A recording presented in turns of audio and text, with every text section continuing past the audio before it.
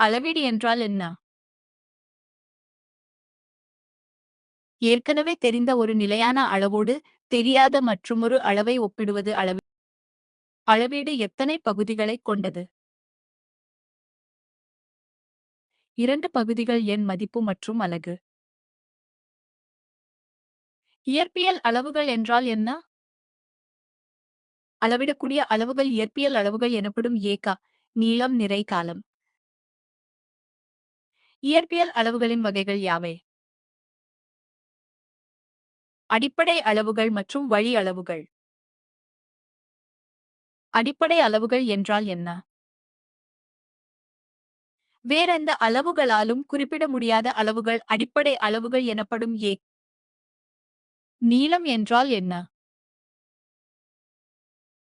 ஏதேனும் இரு புள்ளிகளுக்கு இடையே உள்ள தொலைவு நீளம் எனப்படும். நீளத்தின் SI அலகு என்ன? மீட்டர். ஒரு மரத்தின் சுற்றளவை அளக்கப் பயன்படும் கருவி எது? அளவு நாடா?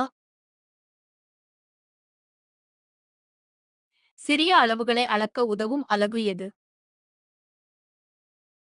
மில்லிமீட்டர். பெரிய அளவுகளை இரு நகரங்களுக்கு இடைப்பட்ட தொலைவு அளக்கும் அலகு எது? கிலோமீட்டர். ஒரு சென்டிமீட்டர் என்பது எத்தனை மில்லிமீட்டர்? 10 மில்லிமீட்டர். ஒரு மீட்டர் என்பது எத்தனை சென்டிமீட்டர்? 100 சென்டிமீட்டர். ஒரு கிலோமீட்டர் என்பது எத்தனை மீட்டர்? 1000 மீட்டர். உலகம் முழுவதும் உள்ள அறிவியலாளர்களால் ஏற்றுக்கொள்ளப்பட்ட பொதுவான அளவீட்டு முறை இது. பன்னாட்டு அலகு முறை அல்லது SI அலகு முறை. வெப்பநிலையின் SI அலகு என்ன? கெல்வின். மின்னோட்டத்தின் SI அலகு என்ன? ஆம்பியர்.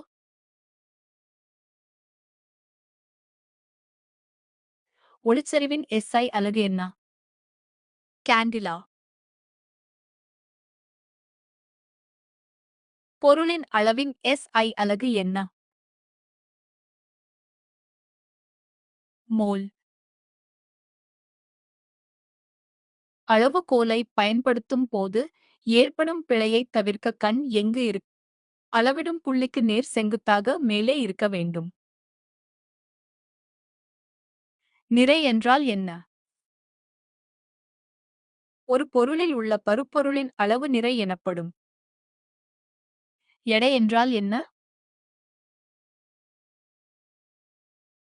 நிறையின் மேல் செயல்படும் புவியீர்ப்பு விசையே எடை எனப்படும். நிறையின் SI அலகு என்ன? கிலோகிராம்.